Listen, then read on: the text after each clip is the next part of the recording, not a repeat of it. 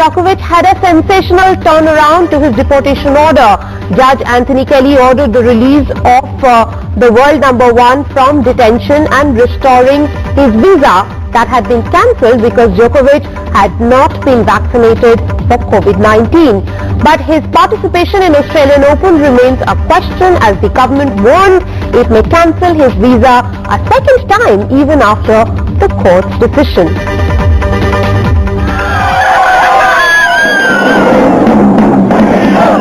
Novak Djokovic's supporters celebrated on the streets of Melbourne after the tennis star's six-day battle with the Australian government ended in his favour. By 6 p.m. Australian time on Monday, Djokovic was a free man in Australia, but no one has spotted him since the ruling. There was a huge gathering of fans and media outside his lawyer's office. Supporters believed he arrived here in the white van. The trial began on Monday morning after delays. The government acknowledged in court that Djokovic was not given enough time to respond following the notification to cancel his visa. The player was told he would have until 8:30 a.m. local time last Thursday to make comments about the visa cancellation, but the border force made the final decision shortly after 7:40 a.m. Lawyers for Djokovic argued that the 20-time Grand Slam winner entered the country with an exemption from Tennis Australia, an exemption he believed to be valid. Djokovic's lawyer Nick Wood told the court he had done absolutely everything. He had engaged with everything that was required of him by Tennis Australia.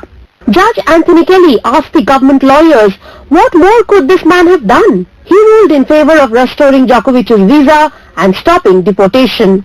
But the drama is not over as Immigration Minister Alex Hawke can still cancel his visa on new grounds, nor is it yet known if he will play in the Grand Slam starting next Monday. In New Delhi, Rika Roy for NDTV. To discuss more on the drama that has unfolded in Melbourne, I am joined at this hour by Vishal Uppal, who is the captain of Indian Billie Jean King Cup. He is also a former Davis Cup player. Many both senior journalist and author, and Aashutosh Srivastava, an advocate at the Supreme Court. Coming to you, Vishal, as things stand, do you see Novak Djokovic participate in this edition of Australian Open? Well, from what you're reporting, Rika, it looks like there's a lot more to this drama which is yet to unfold. I mean, I think the only one who's really coming out on the wrong side of this entire drama seems to be Tennis Australia, because, there's some clarity over rules, not clarity over rules. There's a lot of chaos on that front. I think there is more left to this drama, and whether he'll play or not next Monday and whether he will be prepared to play next Monday, only time will tell us. But as of now, it's not going to be easy for Djokovic, being holed up like that, and with all the controversy going around, mentally it cannot be easy for him. Vishal, Rafael Nadal has called it a circus, and he asked for the circus to end. What kind of impact would it be having on other players, them seeing what's playing out in front of them? And as you rightly mentioned, that much of the mess may have been caused by Tennis Australia. See, I mean, from the player's perspective, I mean, we all believe as sportsmen when we travel for tournaments, the rules are the same for each and every participant of the tournament. Now, in this case scenario, you want everybody else to be vaccinated, but you're going to make a few exceptions for one or two players. Then the players are also going to feel hard done by that. I think that's very unfair to all the other players, where you're putting stipulations on them that they must be vaccinated, and yet, you have one or two players or 4 or 5 players that you allow an exemption to. I mean, I'm pretty sure, from what I've read and what science tells us, COVID or any of its mutations are not going to give exceptions to or exemptions to any human being. So I mean, I repeat myself. The world has seen enough suffering. It's time for people to step up, do the right thing, and make sure we're encouraging others to do the right thing. And Rika, quite frankly, all of us who are brought up in India, we understand the importance of vaccinations. Right. We've had polio, all these vaccinations we've done, and frankly, we don't know what's in these vaccinations, but we trusted science and we're leading a good, healthy life. So yeah, I mean, it's quite unfortunate the way this drama is playing out. Absolutely. Perhaps no one can debunk science at this hour.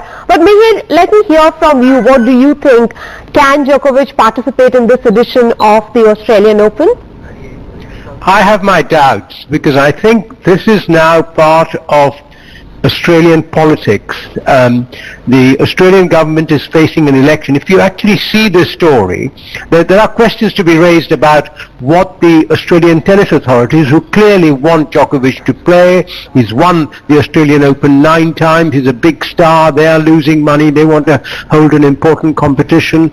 But if you think about it, originally when Djokovic arrived, the Australian Prime Minister Morrison raised no objection. Then clearly there was a big reaction in Australia, which has had very, very strict lockdowns ever since the pandemic started.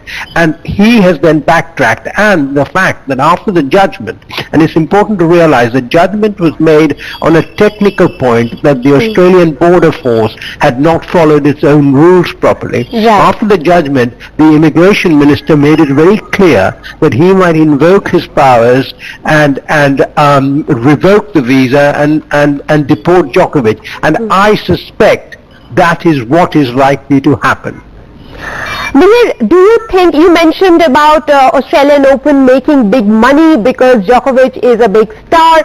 Do you think in order to get a big star in, despite him not having been vaccinated, they decided to go ahead because it is Novak Djokovic, though they say that it has been the panel of experts who have cleared him are independent, but what do you think?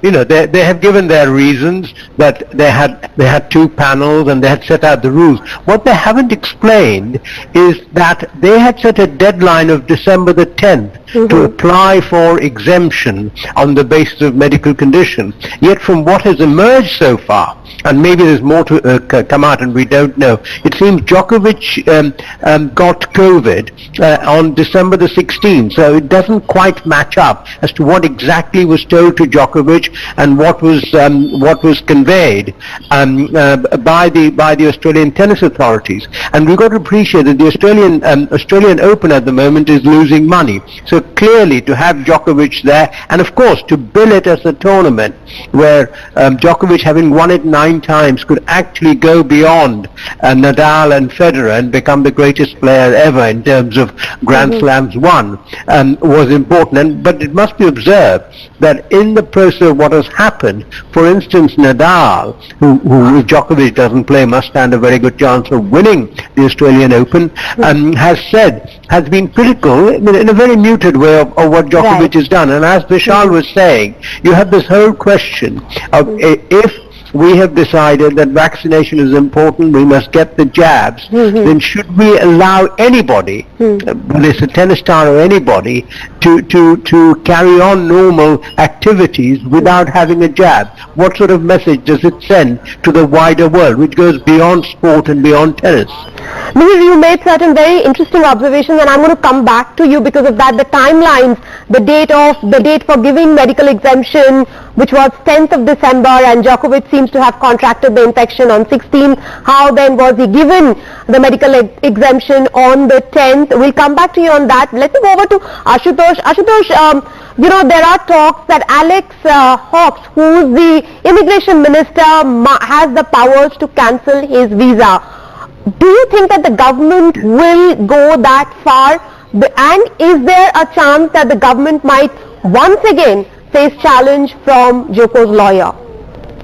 As per Section 133C of the Immigration Act 1958 of Australia, the Ministry of Immigration has the powers, to cancel the visa. So that is possible. But the question here is that, when this, notice was issued, that was under Section 116 of the same Immigration Act 1958, by which only 3 hours time was given to Djokovic to, answer towards the notice. However, even these 3 hours were not given. So 5:42 he was given notice, and by 7:42 a.m. he was told that, he is taken to, detention. But thereafter, obviously, he approached the court. The court observed it that since 3 hours were also not given and he could not consult any lawyer or any other person who could have advised with the law of the land, and that created a situation where he was taken to the immigration center, and obviously the court ordered that he should be released within 30 minutes. Yes, those are the technical grounds on which his visa was cancelled, but what I am trying to understand is, can it be challenged? If his visa is once again cancelled, can it be challenged again? Yes, it can again be challenged. Why not? It can be again challenged. And as I previously also had stated, that we have to see the laws in the country. Now Australian laws, what they have made towards immigration in this pandemic is that if anybody being invited by the Australian government to its nation for any specific purpose, or a person having any specified skills, who can be treated as a support to the nation, or a person to have some national importance in the country, so that Australia can give exemptions to those kind of people who are being invited by the country itself. Now in this case, I think he has also been invited. However, the laws are not so clear, as to what kind of people can be invited, what kind of exemption will be given to whom. Obviously, the court will come into picture for all such interpretations. Obviously, I do agree that at present, this has been, a notice has been passed by the federal court considering the technical issues. However, even after that, if Section 133C of the Immigration Act is invoked by the Ministry of Immigration, he will have all his rights to approach and challenge that kind of order. Yes, order by the Interesting. immigration So it may not ministry. be before next few days that we get to know whether Novak Djokovic actually participates in this year's Open or not. The tournament is next Monday. Thank you very much, gentlemen, for joining me with all your thoughts at this hour.